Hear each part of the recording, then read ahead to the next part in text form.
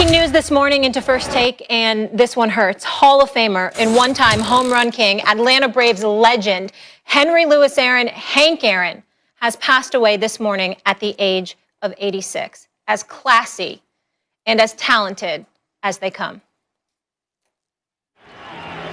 Hank Aaron is the all-time leader in RBIs and total bases. He was the game's home run king for 33 years, and he played in 25 All-Star games, yet he was still underrated in part because he was not flashy. He hit 755 homers, but never 50 in a season. He was remarkably consistent, but he was overshadowed by more charismatic players in bigger markets. If Hank had played in New York like Mantle and Mays, we all know it would have been a different story. He was stuck in Milwaukee. I know they were in the World Series in 57, 58. That put him in the spotlight. But other than that, it really wasn't until he was getting into that Ruth territory that the spotlight finally shone on him the way that it should have all along. Born in the segregated Alabama, baseball was Aaron's way out. A star in the Negro Leagues, his 23-year Major League career began with the Milwaukee Braves in 1954, but in 1966 the Braves moved to Atlanta, putting Aaron back in the Deep South, where he had worked so hard to escape. Hank was returning to a different South, returning to a new South. And Atlanta is considered the capital of the New South. The civil rights movement had already shocked the New South. Here comes a face that's on their team, but still had that dignity. Don't mess with him. Don't talk down to him. In 1974, Aaron was on the cusp of breaking the home run record that had been held for 40 years by an American icon, Babe Ruth. Aaron received death threats and racially driven hate mail up to 3,000 letters a day. Hank, there's three things you can't give a nigga: a black eye, a puffed lip, or a job. Things like this really makes me push just that much harder when I read a letter. Hank saved all those hateful letters in a box in the attic. And at one point I said to Hank, there's no denying that that's true. But has that obscured for you the fact that millions and millions of Americans, not just black Americans, admired and respected you? His face softened and he said, I know that's true, but it still doesn't change what I had to go through. For him to stay focused and hit 756 home runs, and I just don't understand it. I don't get it. You know, if a guy hit 300 or 400 home runs in the major league, he's like a god. What's higher than a god? Hank Aaron. On April 8th, 1974, Aaron hit his 715th home run, passing the Babe as the all-time home run king. Here's the pitch by Downing, swinging. There's a drive into left center field. That ball is going to be out of here. It's gone. It's 7:15. There's a new home run champion of all time, and it's Henry Aaron. A record thought to be untouchable was broken by an African American. As Aaron stood at home plate, with teammates and family surrounding him, with tears of relief in his eyes, he said, I just thank God it's all over with. Thank you very much. That poker face of Aaron shows the tremendous relief. What a marvelous moment for baseball. What a marvelous moment for the country and the world. A black man is getting a standing ovation in the Deep South for breaking a record of an all-time baseball idol. Hank Aaron hit more home runs than Babe Ruth, drove in more runs than Lou Gehrig, scored more runs than Willie Mays, and had over 12 more miles in total bases than the runner-up, Stan Musial. Aaron played 2 more seasons after breaking Ruth's record, then looked across another racial divide. I'm looking forward to one day that a black will be able to run a professional ball club, and I'm hoping that that black will be me. He would not consider him to be commissioner or a front office person. With the exception of Ted Turner's sensitivity in reaching out, Hank Aaron would be out of baseball, and that would be a sin. Aaron accepted a front office job with the Braves in 1976 and worked for the club in several capacities for over 40 years. He will best be known as one of the greatest players of all time, but his lasting legacy will be the grace with which he carried himself through the breaking of Ruth's record and the dignity he showed when his record was surpassed, some say fraudulently, by Barry Bonds in 2007. Aaron was not just a Hall of Fame player, but a civil rights activist, a recipient of the Presidential Medal of Freedom, and a gentleman in every way. The impact and resiliency of Hank Aaron is insurmountable. I have chills after seeing that piece both on and off the field. Stephen A., I just want to say one thing, then I'll give it to you. Boxing legend Muhammad Ali once called Hank Aaron the only man I idolize more than myself. Your thoughts? You know, moments like this are hard, and it comes with slight conflict from the standpoint that, you know, we mourn the passing of people from time to time, but I'm a Christian and I believe in God and I believe that there's a greater place than earth.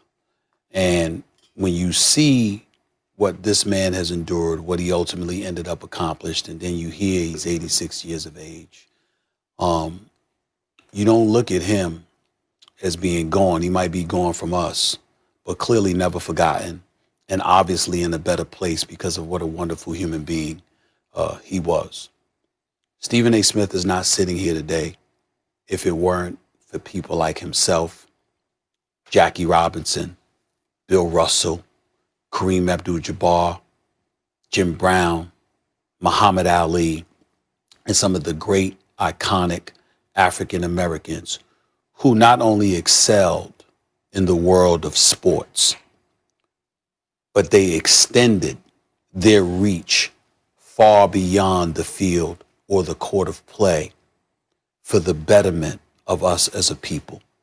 Hank Aaron hit 755 career home runs, and, you know, Tim Kirkjian, the great Tim Kirkjian, highlighted all the superlatives, and it was wonderful seeing Ralph Wiley, God rest his wonderful soul, a person that I truly idolized in this business.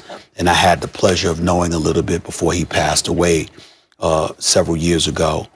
And to hear the deference and the reverence with which they speak about Hank Aaron just brings chills to you, because you hear about and you witness to some degree, whether it's through footage, letters he saved, etc., what he had to endure. And it's a reminder, particularly for people in today's generation. When they picked Jackie Robinson, it wasn't just because of his exploits, it's because of what he would have to endure and whether he had the temperament to fend all of those things off and still perform while making sure he didn't engage in retribution or reciprocal behavior towards the heinous acts that were exacted against him. With Hank Aaron, he talked about what he talked about, what he had to endure, and you saw the pictures of 3,000 hate letters a day? A day, and death threats and what have you.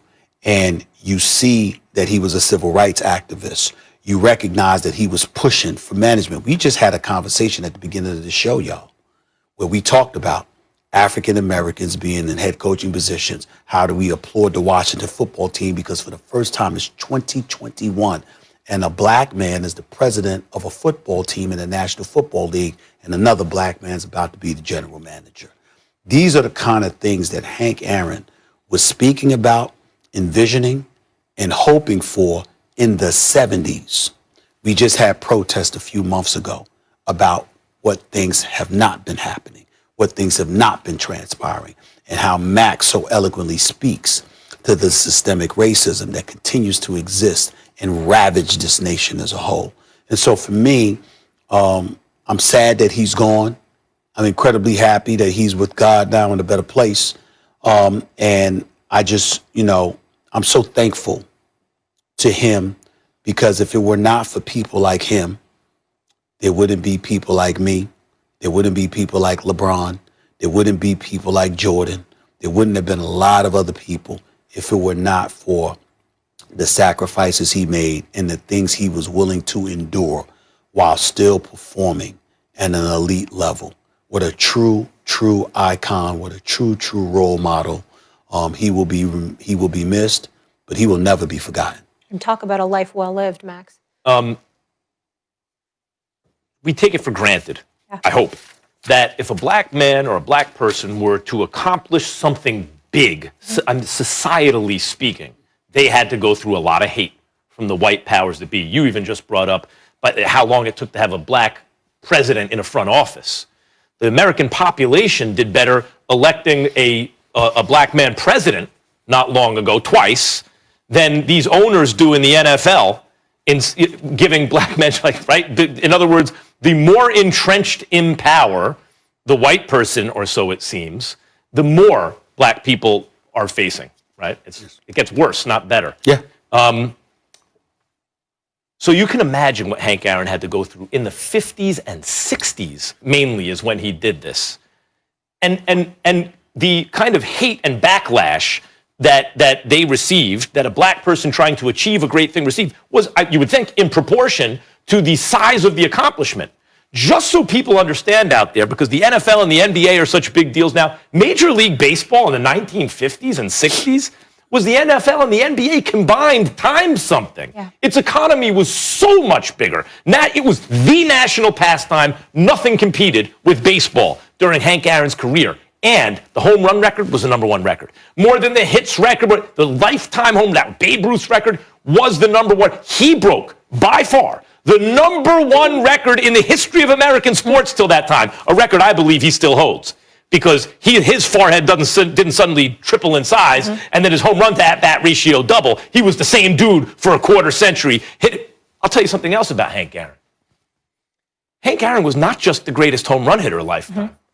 Hank Aaron was, he led the league in hitting more than once, in batting average, slugging percentage more than once. He was a great right fielder, had more than 1 Gold Glove. So he was an excellent base stealer, stole 30 bases in a season, better than a 3-to-1 ratio with over 240 stolen bases in his career. He was an all-around great player. Wiley's stat about the #2 guy in total bases is Stan Musial, one of the all-time greats, really long career. He had more than 12 miles, 90 feet to each base, more total bases than the #2 guy, Stan Musial. He was an incredibly great all-around baseball player, and as a black man, overcame the hate associated with claiming the #1 prize in the history of American team sports.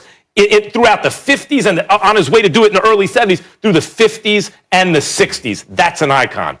Yeah, he left Mobile, Alabama, 18 years old, $2, 2 sandwiches. The rest is history. I just want to say one thing about passing the record. He said, I don't want people to forget Babe Ruth. I just want them to remember me. He's such a class act. Real quick, last one. If Hank Aaron, this is how great he was, never hit a single home run, he'd be a first ballot Hall of Famer. Because if you took away every home run he hit, he had more than 3,000 hits as a Gold Glover. First ballot Hall of Famer with 0 home runs, but is the all-time champ? Yeah. We're going to have much more on this. Tim Kirkjian will join us in just a moment. Stay with us. We'll be right back.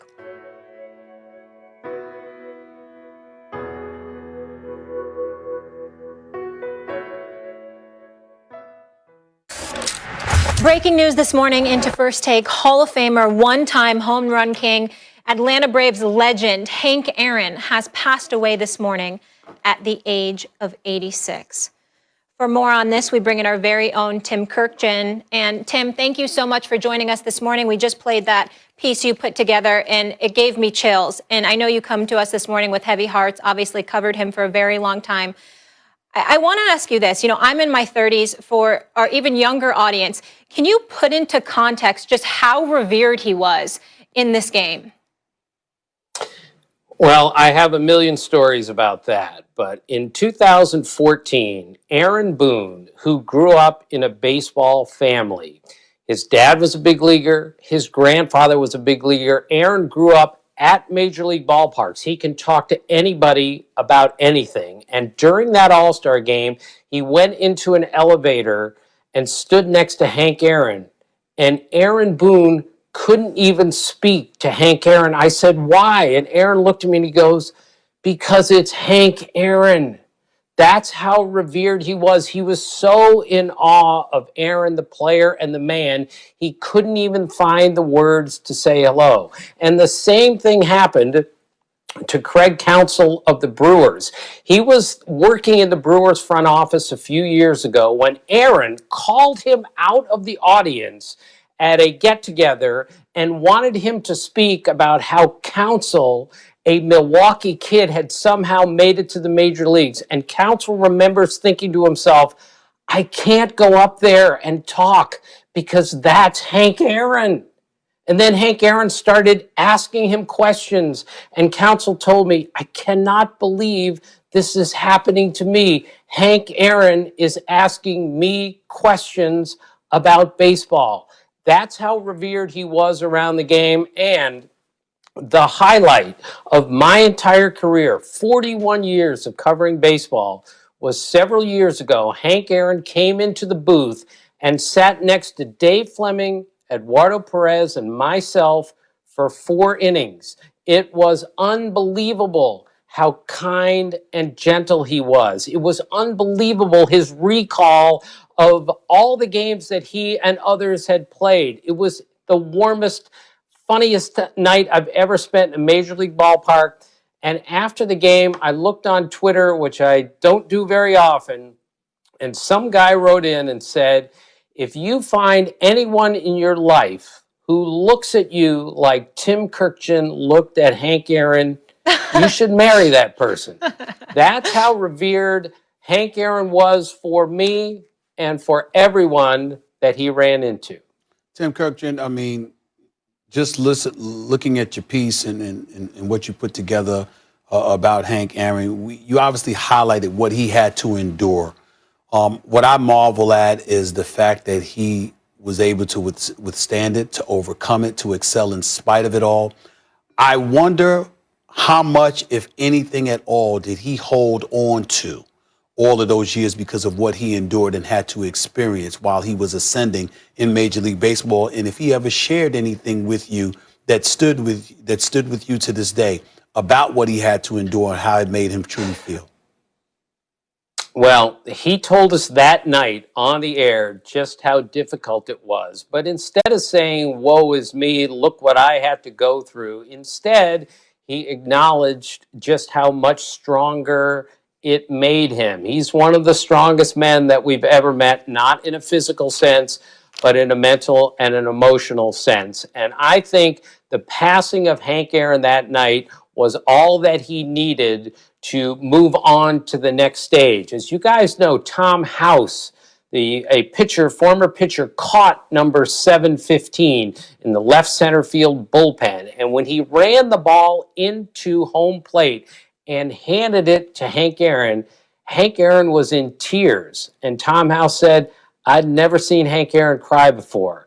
That's how emotional it was. But from that moment on, he was able to forget, for the most part, the hatred and the racism that he faced. And for him to not constantly bring that up to people just shows you what an amazing man he was. Tim, it occurs to me when you talked about how he's underrated, just as a baseball player. It's hard enough for young people to get their minds around how big baseball was then. It was bigger than the NFL and NBA combined. Economy was huge. It took up a huge part of the public imagination. There were fewer entertainment options. And when you talk about what a great player he was, and you said he was overshadowed by more dynamic players, the one who comes to mind, of course, is Willie Mays, who came up a few years before Hank Aaron, who probably a lot of people wanted to be the guy who broke the home run record, who was a little more spectacular and played center field. And all Hank Aaron did was not just hitting home runs, but being a great player year after year after year. Ultimately, what do you think his legacy is? Well, he's certainly one of the greatest players of all time. And Max, you've already given the key note here. You take away all his home runs, and he still has 3,000 hits. That's how great a hitter he was. And many years ago, I did a very informal poll of the greatest defensive players at each position. And Hank Aaron, in my very informal poll, but I talked to a lot of people, had Hank Aaron as the third greatest defensive right fielder ever. He could run the bases. He was a great outfielder. He didn't just hit for power. He hit for average. He hit when it was really needed. Ask anyone who saw the Milwaukee Braves, especially back then. That's who Hank Aaron was. For all of his greatness, we still underrate him because he never hit 50 home runs in a season. He, of course, has the most homers ever for anyone who never hit 50, but he hit 40 like every year. He was just so amazingly reliable with everything that he did on the baseball field. And as you know, Stephen A. and Max and Molly, he had the biggest, strongest hands and wrists that you've ever seen. So I asked him on the broadcast that night, I said, where did that come from? And he said, well, first off, my dad was a boxer, so he had big hands and wrists. And he said, and he used to carry blocks of ice up many stairs in order to bring it and deliver it to people. And he said, that's where I developed my hand strength. I'd go with my dad holding these giant blocks of ice in these ice tongs. He said, that's where my really big and hard wrists came from. That's a classic story from Hank Aaron, who never boasted about anything unless you asked him. Tim Kirkchin, obviously, when we think about what baseball has had to endure over the last couple of decades, clearly the steroids era was one of those eras that a lot of us would like to forget. We know how it ravaged the sport to some degree. Clearly, he had nothing to do with such a thing. I'm wondering for you, I'm wondering for former Commissioner Bud Selig and others, even though there was a fixation on covering that particular story, how much the love and adulation and respect for what Hank Aaron accomplished in his career, how much did that have to do with everyone's zest to protect the home run record, to make sure that he was recognized as the home run king, to make sure that you just basically uplifted the sport of baseball because he was the home run king? How much did that play a role in the willingness and the zest to protect the sport to the degree that so many felt so willing to do?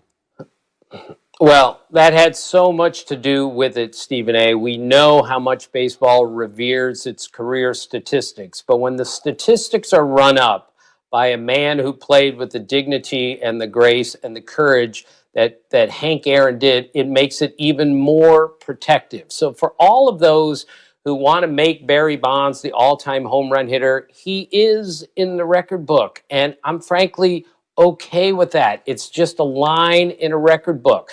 I think the whole steroid era and the passing of Hank Aaron allowed us to examine again what a great player he was and what a great man he was. So it's terrible what happened. It's terrible that the record book got turned upside down, but it allowed us to remember again how great Hank Aaron was in his prime, because from all indications, everything that he did by himself. And that's really saying something. You brought up what a clutch player he was. I just looked it up, and I know a lot of baseball stats in my head. I didn't know this. Hank Aaron, in his postseason career, which he played in 2 World Series and an NLCS, so it's a significant sample size, 74 plate appearances, hit .362 and slugged .710. Tim, of all the many things I grew up knowing about Hank Aaron, because he retired basically a year after I was born, I never heard people talk about his kind of clutch ability. But apparently, he had it. You talked about how he came through when the team needed him to. Was that him by reputation as a player? Well, absolutely. Max, he was great at all times. He was great as soon as he came up. He was great in the biggest games ever. And until Barry Bonds came along, Hank Aaron hit more home runs after age 35 than any player in Major League history. And the amazing part about him is where his career began. You kind of mentioned how he got on a bus he told us, I had no money in my pockets. That's how he went to pro ball. He also told us that night that he was going to be a switch hitter. And it wasn't until he got to the minor leagues that they said, no, we just want you to bat right-handed. He said, there was every chance I was going to be a switch hitter. That's how good he was from the left side. And you also remember he hit cross-handed when he first came up. His hands were in the wrong position, but his hands were so strong. His wrists were so strong. He was still able to be a productive hitter. It wasn't until he got to pro ball that he got turned around to this way. That was the beauty of Hank Aaron. It wasn't a smooth beginning for him, but his talent as a young player in the clutch and as an older player overwhelmed everything. That's who Hank Aaron was. Tim Kirkjian, educate me about something here, sir. Everything that you, myself, Max Kellerman have highlighted about Hank Aaron, Hall of Famer, of course, received 97.8% of the votes. That is, 406 out of 415 ballots, if I remember correctly. My question that we would use this, that 2.2%, who were maybe 9 voters, who were these people? Did you guys ever highlight them? And what possible excuse could they have for not voting Hank Aaron into the Hall of Fame? Look, don't start me on this, Stephen A. It's too shameful to even talk about. That should have been a unanimous first ballot Hall of Famer, Hank Aaron. Willie Mays was not unanimous. Ted Williams, 20 voters didn't vote for Ted Williams his first year eligible. I can't understand it. The votes, of course, were not made public back then, but it's just unconscionable to me how Hank Aaron could come up on a Hall of Fame ballot and someone didn't vote for him. There is absolutely no excuse. And if it's a racism thing only and anyone found out about that, that guy's got to go immediately, because that is unnecessary and unconscionable how you could not vote for Henry Aaron on the first ballot. Tim, I'm trying to think in the history of American team sports, at the moment at which a record was set or broken, I would have to think that 715 and then ultimately 755 was number one by far, because it's the home run record. Baseball was bigger than any sport as relative to other sports of its day. It's a career accomplishment. It's not just one season. Is there any rival even to, at the moment when Hank Aaron hit 715 in the history of American team sports, a bigger moment in terms of breaking a record? Well, the Bill Mazeroski homer could be the biggest home run in baseball history because it came in Game 7 of the World Series and beat the Yankees. However, in the grand scheme of things, I don't think there's any question that number 715 is the biggest home run of all time when it comes to individual and legendary and historic. Just because Babe Ruth, no matter what anyone else wants to say, was the greatest player of all time, legendary beyond words.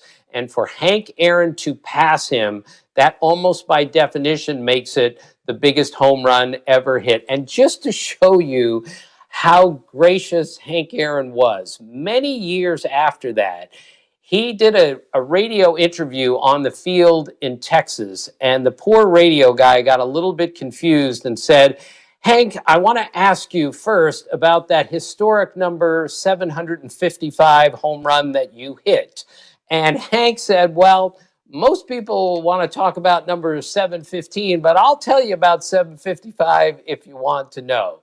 That's just how he was with people of all kinds, and that's why he was so legendary in so many ways. He was, cliched as it sounds, a better guy than he was a baseball player, and he's a top 5 player of all time. Tim Kirkjian, thank you so much for being with us. Appreciate all that context and the stories, and I know you have a heavy heart this morning. So thank you so much for the time. We will talk to you soon, and we will continue here with much more on the life and legacy of the home run king who transcended baseball, Hank Aaron.